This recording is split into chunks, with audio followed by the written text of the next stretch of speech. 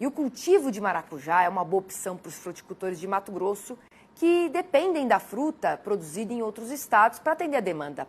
No Senar Mato Grosso Responde de hoje, você vai saber como melhorar o desempenho deste cultivo no campo, combatendo duas principais doenças que comprometem a produtividade.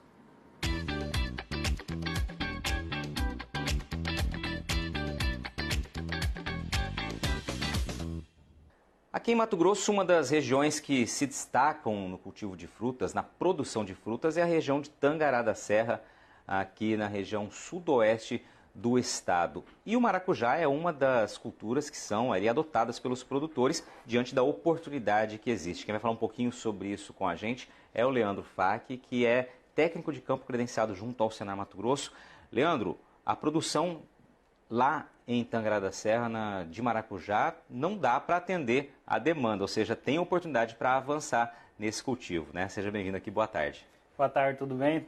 Boa tarde a todos que nos assistem. Como é que você falou mesmo, Patrone? O Tangará, ela se destaca como sendo um dos principais produtores de Mato Grosso, contudo, a produção dela não consegue atender nem a região de Tangará. Esse aumento de produção, ela é necessária.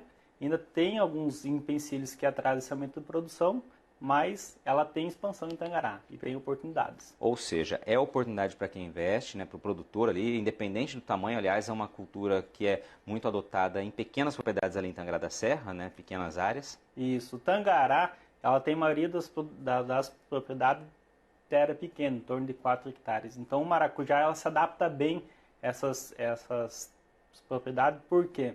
Porque ela traz um ótimo custo-benefício. Ela tem o custo dela elevado no começo, só que depois, em torno de um ano, já se pagou todo esse custo e o produtor já começa a ter lucro nos próximos anos de plantio. Perfeito. E você destacou ali, a hora que você falou das oportunidades, que existem alguns empecilhos, alguns entraves, né? Entre eles, claro, as principais doenças que acabam comprometendo o desempenho, reduzindo a produtividade, né? Você destaca algumas aqui principais. Isso, a gente destacou duas principais doenças radiculares, que afetam o sistema radicular da planta, que é a fusariose e a podridão do colo. Ambas são causadas por fungos que convivem no solo, principalmente em solos argilosos, que têm mau drenamento, e afeta o sistema radicular da planta, muitas vezes acometendo a morte dessas plantas. O que é preciso observar com relação a essas duas doenças? Bom, os sintomas foliares da planta parte aérea são idênticos. O produtor vai identificar aquela murcha repentina das plantas. A diferença da fusariose é que a murcha acontece de um dia para o outro. 2 dias a planta já murcha. A podridão do colo, a parte aérea, demora mais tempo a morrer. E também no sistema radicular principalmente. A fusariose vai ocasionar a morte de todo o sistema radicular da planta. A podridão do colo, ela vai fazer o anelamento próximo ao tronco da planta. Então, essa é a característica principal. Como manejar? Existe maneira de, por exemplo, algo curativo ou tem que ser uma ação preventiva? A gente recomenda os dois. Preventivo, principalmente, evitar, no caso da fusariose, a doença entrar na propriedade.